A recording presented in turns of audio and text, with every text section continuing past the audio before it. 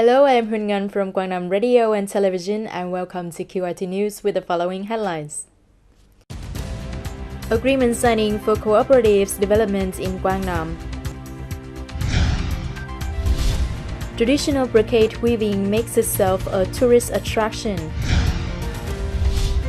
Hoi An celebrates the glutinous corn fair.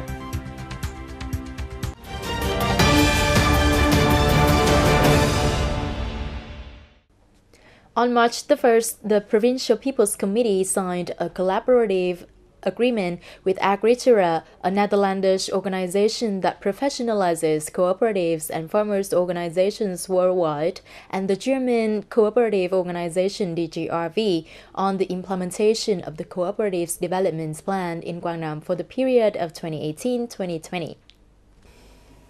According to the content, Agritura and DGRV will help Quang Province to develop a plan for cooperatives development with 5 main objectives, which are increasing members' trust in the cooperatives, improving the management and business level of the cooperatives, facilitating access to capital, enhancing market access, and encouraging the application of science and technology in production and business. Agritura and DGRV will provide funding for capacity building activities of the Provincial Cooperative Alliance and some organizations related to the cooperative. In addition, these 2 foreign organizations will send senior consultants and experts to assist the cooperatives in business planning and marketing, financial management, accounting, and so on. The agreement will be effective from March the 1st, 2018 to December the 31st, 2020.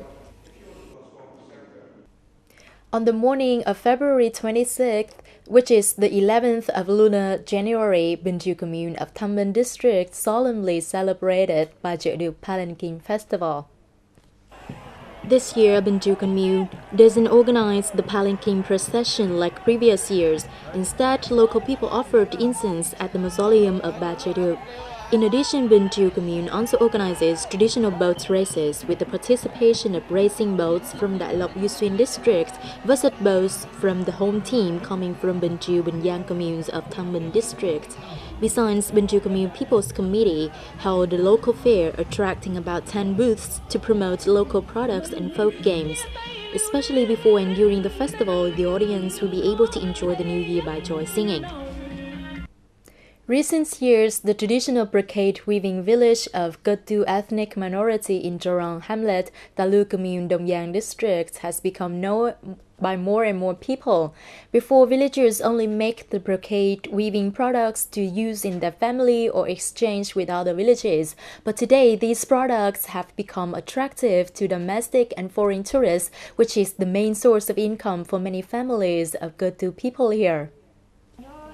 Nowadays, Cơ girls are not only producing brocade products to preserve the traditions of their homeland, but also contribute to the charms of the villages named Jorong or Bohong. From their traditional career, Cơ women have learned many new styles and started to receive large orders. The number of participants in the brocade weaving group in Jorong village Talu Commune is growing up. Many peoples in the village have started to familiarize themselves with this tradition. This is also an ideal destination for tourists when coming to Dong Giang Highlands. Many new products with beautiful patterns are chosen as presents for their relatives and friends. When I came here, I was surprised because in my country, handmade products are really rare to be found. They are made manually but very beautiful. I find the minority women very hardworking and hospitable. Miss Bling Train began to weave many days ago. From selecting threads to beating into the fabric according to a defined pattern. It usually takes weeks to complete a product like this, or for the more difficult ones with complicated patterns, it even takes months. Doing their favorite job, these women are intoxicated with their work, being careful in every step to create eye-catching products, satisfying customers every time they come to the village. Almost every culture girl knows how to weave and is willing to teach tourists the technique. The traditional color of our brocade is black and white. Thanks to the supporting projects, our products can come closer to visitors and are more diverse. They buy bags or purses as souvenirs.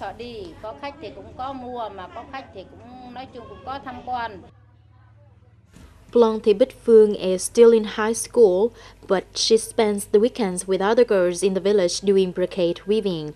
It is her pleasure because she can both practice the weaving skill and have interesting talks to visitors.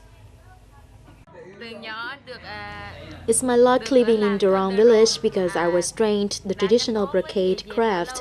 I am very happy to participate in making brocade products because there are many foreigners come here to visit and buy our products. The loincloths or shawls for men in the village, or scarves, dresses, and women's handbags made by the couture women have been and are becoming tourists' favorite souvenirs.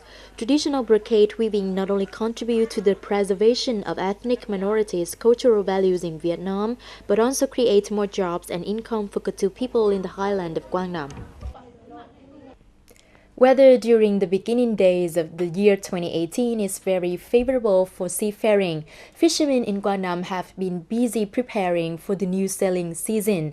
All are determined to hold on to the fishing grounds to both exploit seafood, developing the economy, and protect the sovereignty of the sea and islands of the fatherland. On February the 27th morning, Nui Thanh District organized fishery kicking off ceremony for 2018. In 2017, the fishing sector in Nui Thanh District had 2,310 boats of all kinds, creating jobs for over 8,000 workers. The output of seafood exploited in Nui Thanh District last year reached over 45,000 tons, valued at more than 1,784 billion dong, accounting for over 44% of the local agroforestry and fishery production value. Implementing Decree 67 of the government, fishermen in the area has built 43 new fishing vessels, of which 42 has now been put into operation. Besides, Fishermen Supporting Fund sponsored over 37 billion to build 25 vessels with capacity of 400 CV. This year, Nui Thanh District strives to achieve a total aquaculture value of 3,050 billion Vietnam dong, catching and aquaculture production reached 52,500 tons. At the same time, it will provide regular employment for 18,000 local workers, including 8,000 fishermen. Over the past years, labor export has always been the focal task of the Provincial People's Committee, which need the strong coordination of relevant sectors. For the year of 2017, the whole province has nearly 800 workers to work abroad, up nearly 50% compared to 2016. This is the data reported by the Department of Labor, Invalid and Social Affairs at the recent 2018 labor export meeting presided over by Chairman Lê Văn Thành, in which there are 643 employees working in Japan, accounting for over 80%. At present, the whole province has nearly 1,800 laborers working abroad, estimated to send about 180 to 220 billion dong of their income back to Vietnam each year. In 2016 and 2017, there are nearly 140 laborers borrowing money from the Social Policy Bank of the province with a total loan of nearly 7 billion dong. On average, 50 million dong per worker. In 2018, Quang Nam strives to bring 800 to 1,000 workers to work overseas, reaching 4,000 workers for the period of 2018-2020, of which at least 500 are from poor households or households with agricultural land acquired, ethnic minorities, relatives of people with meritorious services to the revolution. On the 3rd of March, which is the 16th of lunar January, Hoi An City celebrates Gam Nam Glutinous Corn Canny for the 4th time in Con Bap Thanh Nam Dong block. In 2017, due to natural calamities and floods, Gam Nam authorities and farmers could not hold the Corn Fun Fair. This year, Gam Nam will bring out 10,000 corn ears to serve visitors. The highlight of the program this year is the venue chosen on the cornfield to help participants experience and better understand the corn plantation of Gangnam Ward. As usual, Gangnam glutinous corn festivity consists of two parts, the rituals and recreational activities, which are promising to bring the enjoyment for visitors, such as art performances, folk games, demonstration of the corn growing process, or instruction on how to make various products from corn.